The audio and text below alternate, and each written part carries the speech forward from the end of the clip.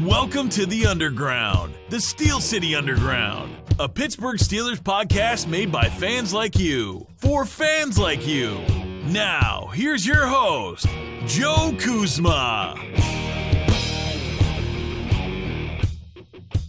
Hello, everyone, and welcome to another edition of the Steel City Underground podcast. I am your host, Joe Kuzma, and no, I'm not having any fancy beverages over here today. I left Yins with Brian the other day on the last episode, and he was going crazy on energy drinks, which he tends to do. But myself, I'm not into that stuff. I don't care to get wings or whatever else that stuff does for you. I like to get buzzed. No, I'm kind of teasing there, but let's talk about this for a second, because when I say buzz, I think about killer bees. No, I'm not thinking about a beer, because you know what? When I record these shows, it's just a little too early when I get these things out to you folks. There's no way I'm having any alcohol in my system. I got to be able to function the rest of the day. And I'm thinking, well, before I get to what buzz reminds me of, it reminds me of the killer bees, of course. Let's talk about just functioning and going crazy and going wild.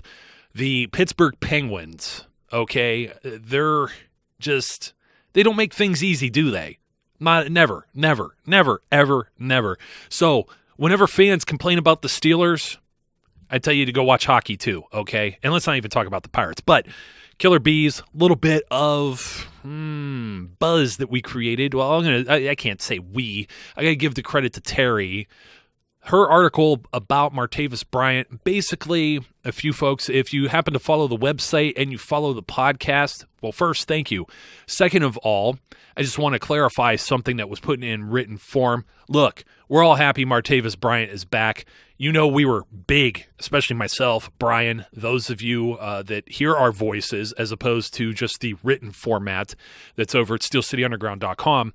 You know, we were big Free Martavis supporters. We were advocates. We kept complaining and whining and crying and Goodell, what's going on? There's a deadline here. We want free our wide receiver. We want him back. Well, he's back. We're happy he's back. But a lot of people already instantly, oh yeah, he's one of the killer bees. Hey, look, he hadn't participated in any football activity in 16 months. All we're trying to say is, and he looks great. He looks fantastic. The OTAs are underway. They're out there. They're, light practices and whatnot. The guy has more muscle. He looks faster. He looks strong. We've seen the Instagram videos. Same thing we see with James Harrison. Okay, he's working hard. Says he's a changed man. All we're saying is the Killer Bees is like above. You put on a Pittsburgh Steelers uniform, that is one honor. When you get a label or a nickname, Steel Curtain, Blitzburg, Purple People Eaters, the Hogs, to be a part of that group, don't you think it's something a little more special, a little bit more than that? So that's exactly where we were trying to get at, where Terry was trying to say. And of course, I'm not a yes guy here. A lot of you know that I am the founder here at Steel City Underground. This is my creation. I can't take credit for everything that's created here because I have a wonderful team, a wonderful staff of people that support and keep everything going on the daily. But one of the things that was very important to me is to have differing opinions and not have yes people surround me, and all I have is an echo chamber of agreement. Now, I disagree with a lot of opinions, a lot of yins that comment on YouTube and on the articles, and you know what? It's healthy. It's great. I like it, and most of you have awesome ideas. Even if they conflict with mine, I could sympathize, I could agree with, except for when you say fire Mike Tomlin and stuff of that nature. I'm not really cool with it. So, Martavis Bryant, happy he's back. Yes, thumbs up. Can't see it because I'm not doing video. Sorry. Killer B, that thumb in the middle, the Emperor or whatever from Gladiator, and then he's going to give the up or down. Let's wait and see what Bryant does, okay? Let's see him play. Let's see him play a full season, okay? I'm willing to give him even 2, 3, 4 games. He's going to have a monster year. Everybody thinks he's going to have a monster year. He should have a monster year. I think his head's on straight. I give everybody the benefit of the doubt. I did the same thing in the same speech, the same talk, the same everything with Lev Bell last year. So moving on from that, there's some other buzz. Did I say already the jig is up and the news is out? Yeah, it is. Well, Brian talked about Greg Warren. I was mentioning Greg Warren before, hours before he actually was released on the last episode, which just kind of makes me feel stupid because then you're listening to stuff and sometimes it's out of sync with the news. And you know what? It happens so much. Sometimes it's just so slow for us that we just repeat and babble and talk about the same things, like drafting a quarterback, for example. And then there are days where you're just bombarded with so much news that you don't know what to do with it.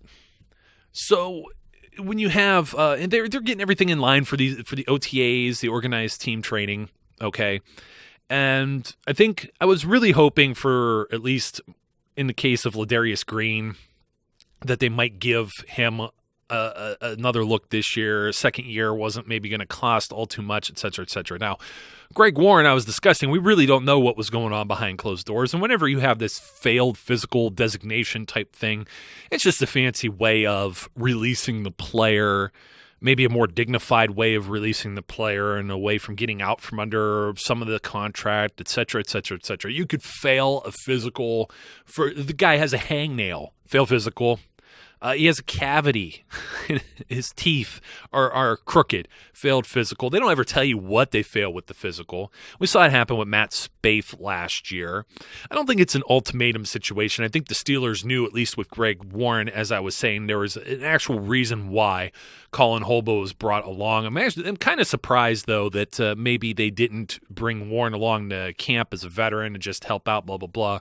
I believe they're still going to be paying him for this extra year on the contract. You know, it's like one of those things. And this comes from Ron, who joins the show every so often, and hopefully Ron will be back here soon. And in fact, it won't be flying solo on the next few episodes, hopefully looking to have a special guest or two. So look forward to that. Keep your eye out for any of you who have the subscriptions on iTunes and YouTube and that. Just stay alert. It's going to be a really good one.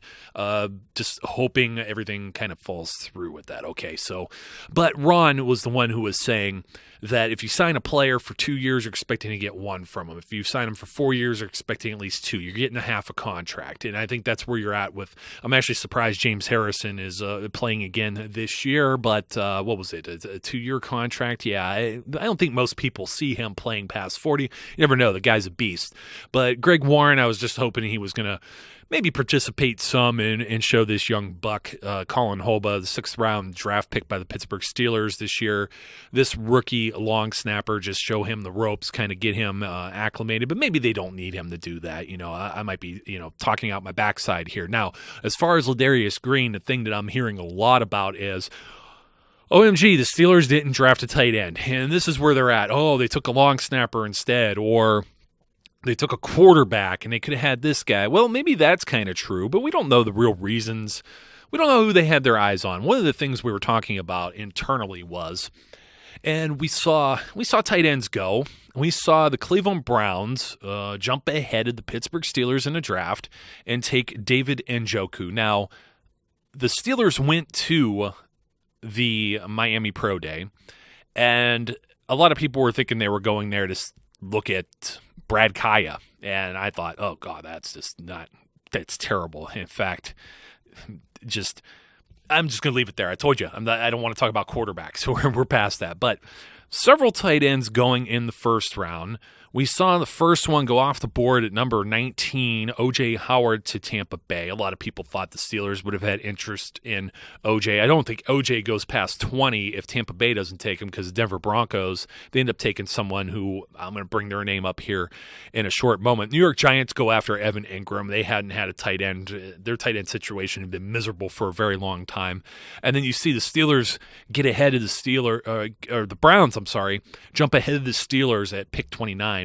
Just right before the Steelers are ready to be on the clock, and they get David Njoku. So it makes you wonder, do the Steelers take TJ Watt if David Njoku's there at 30? It's a very intriguing question. Does TJ Watt fall into the second round? I know a lot of people are thinking, oh, are they reaching for Watt or whatever? Everything that's coming out of these rookie mini camps and OTAs and everything so far is that Watt is participating, he's working with the ones, and he appears to be just solid, nothing but praise. But are you going to say anything bad about a player at this point? I don't know. They were even saying great stuff about Ladarius Green, and the guy was barely working out. Oh, he's just working out on the side field over there. He's getting through this ankle thing, blah, blah, blah, And then we saw how that snowballed. But you got to wonder, was there ever a point where there was a tight end that the Steelers would have had interest in? Because at pick 44, Gerald Everett, South Alabama tight end, goes to the Rams. And then, let's see, we're going down a little further. The Steelers finally get down to drafting Juju Smith-Schuster in the second round of pick 62, and we even saw like Chidobe Awuzie and Josh Jones, the corner and a safety there, go ahead of the Steelers at that pick. You got to think the other teams are all playing a game of cat and mouse, trying to figure out who's taking who. Are there any tight ends that are still going to be on the board as we go forward? So we're going into the third round. And we're still going. We're past Cam Sutton's pick at 94. We're still going now. Jono Smith from Florida International goes to the Titans at 100 before the Steelers get their compensatory pick at 105. James Conner. And then we enter the fourth round and continue going and going and going. And it's Michael Roberts from Toledo. Now, this is a guy that did express interest in. He goes 127 to the Lions. So at this point, are you willing to give up based on the tight ends, 3 taken before TJ Watt's even there? I don't think John Al Smith or whoever the other guy was I just mentioned was anybody on the radar for the Steelers. So you're not giving up Juju Smith-Schuster. You're not passing on Cam Sutton, and you're not passing. You can't pass on James Conner at this point and risk him falling later into the draft. So maybe they felt that Michael Roberts may still be there when they got to pick at 135, but Roberts goes at 127. And then they end up taking Josh Dobbs instead. So then you get into the fifth round, and the Broncos take Jake Butt. The San Francisco 49ers take George Kittle. So you got the tight end from Michigan, the tight end from Iowa, and a lot of people upset because you took Josh Dobbs. Then Jordan Leggett goes to the New York Jets. He was the Clemson tight end at 150. Jeremy Sprinkle goes 154 to the Washington Redskins. It is literally, if you've done this with fantasy football, this is a run on the position. 4 tight ends in the fifth round already. And you got to wonder, did the Steelers have their eye on any of these guys? They probably weren't expecting all of them to come off their board, but that's pretty much what happened. And that's why you end up seeing, and here's yet another one before they end up drafting. Oh, no, I'm sorry. Let me take that back here. Right after they take Brian Allen, Eric Saubert from Drake goes to the Atlanta Falcons. So, I don't know, folks. This is my take on everything. You're complaining, and I'm not saying you, the listener, but in general, Steelers Nation, disgruntled fans, those who get unhappy about every decision this team makes, they get a little disgruntled about, well, why didn't they take Jake Butt? But you're complaining, and no pun intended, you're complaining about Ladarius Green and his health. Ankle, concussions, bum, worst free agent signing ever. Debatable. Was it bad? He helped you win a few games there. Had some big games, right? Those were victories. Colts, 2 big catches in that game. Career game against the Giants. I'll take that. I say that about draft picks. Now you're buying some expensive wins there with Ladarius Green. Don't get me wrong. But he helped them during that stretch toward the end of the season. He wasn't there at the beginning of the season where they had their 4-game losing streak. Although I think he may have gotten a couple snaps against the Cowboys. It's just one of those things where let bygones be bygones. But don't tell me that you want to draft a guy who's never done anything in the NFL, has never played a snap of professional football, who has a big-time insurance policy taken out on himself, and you want him. He may not even play this year for the Broncos. Jake Butt, that is, from Michigan. If he plays, maybe November-ish is what I've seen from different sources, but you're willing to take that chance over Ladarius Green instead of, I don't know what Dobbs may turn out to be. Yeah, he's probably not going to play because he's going to be a backup quarterback. So I get that point. I do get that point. But you're not going to take a player, some of these tight ends I mentioned, over James Conner, Cam Sutton. You need a backup running back. You need a guy behind Le'Veon Bell. No doubt. You still want help with the secondary. I'm going to talk about the secondary a lot. Maybe in one of these other episodes, it's going to have to be its own thing. There's a lot to discuss there, but you still want to complain about the secondary. You still want to play that man coverage. You want to shut down the New England Patriots. You don't want to give up all these pass yards. I think they're close. But Cam Sutton is a guy that's one of those pieces to solve the puzzle. Very simple. So do you take Jake Butt or Michael Roberts, George Kittle, Jeremy Sprinkle, one of these guys, do you take a shot on them earlier in the draft and risk not fulfilling one of those other needs? And I do think maybe in the back of their mind they're still waiting to hear something on Ladarius Green. Brian and I had talked about this quite a bit before that, there was no news, but sometimes no news is good news. You didn't even hear about Green from after the preseason. After week 1, you didn't hear about him for like 2 months until he was ready to come off the PUP list.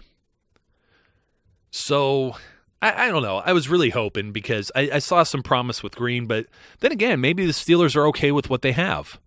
Maybe some of the guys they were looking at, they looked at Scott Orndoff, and like I said, he's one of these guys that's you're taking a flyer on him, an undrafted college free agent, a gentleman that I had the privilege to speak to one-on-one. And I mean, his football acumen is great. Combat catches, can block, loves the block. But still, he's undrafted. Now, the Steelers have taken some undrafted guys and just made gems out of them.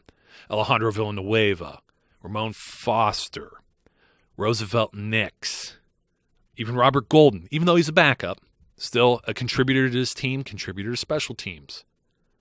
I don't know. I'm not saying there's this high ceiling for maybe Orndoff, but hey, Matt Spaeth or David Johnson type role, sure.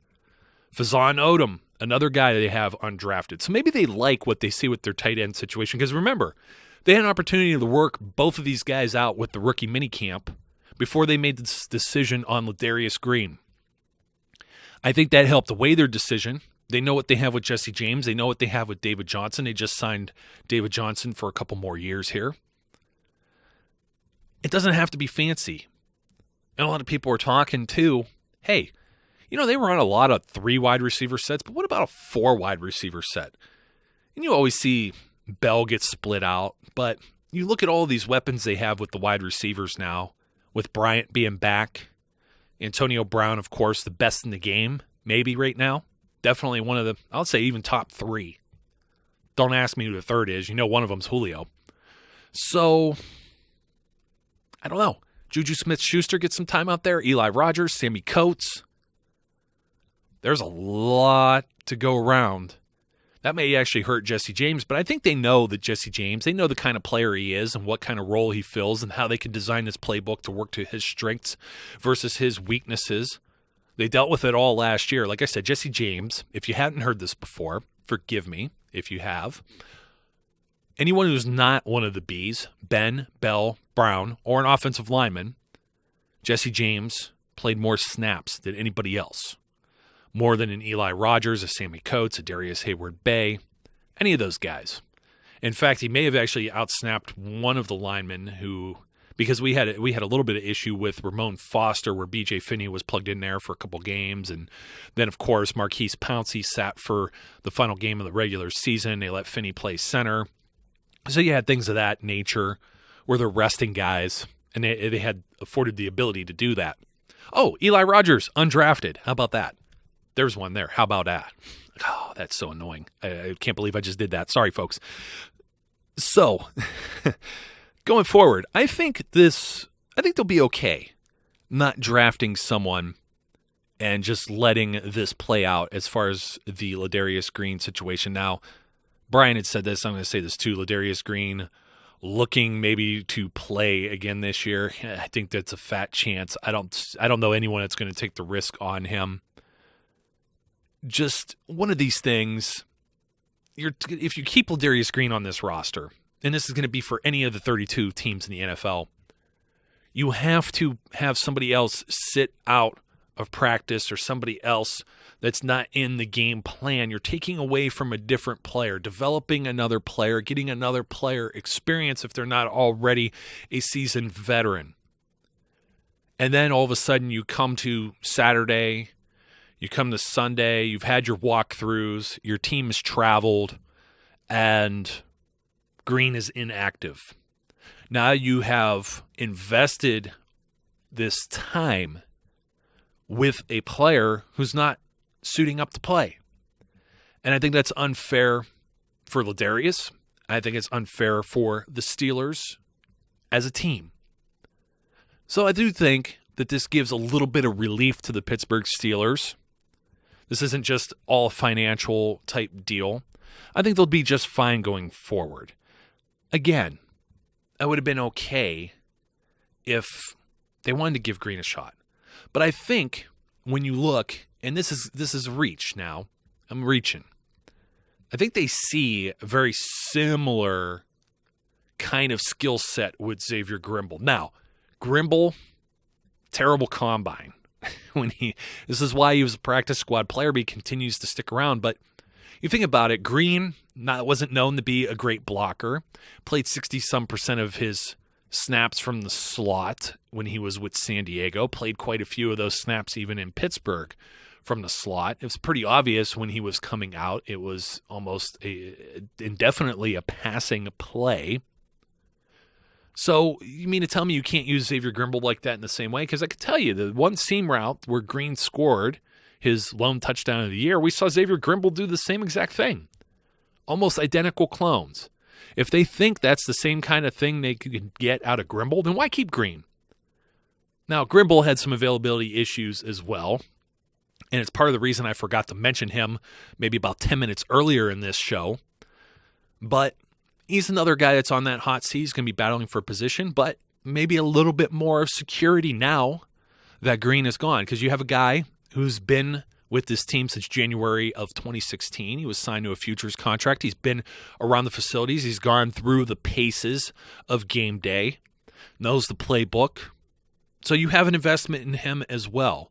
And this is one of those guys I was talking about, that if you keep Green on the roster, you're cheating. You're going to cheat Xavier Grimble. You're going to cheat Jesse James from those first team reps. And then when Green isn't available, gets knocked out of a game, then these guys aren't prepared. So we'll see going forward how this is going to work. Jesse James, Xavier Grimble, Scott Orndorff, Fazan Odom. I think the Steelers are in an all right situation here. Like I said, it's just one of those things. I'm almost like speechless because I hate talking bad about anybody. You guys know that. But, and I had hopes for Green. I did. I thought Green was going to be like another Martavis Bryant out there. It just kind of sucks you didn't get either one of them last year. Now you're only going to get one. And I think Bryant will be just fine. But Green, he really did need to take care of his health. I think it is.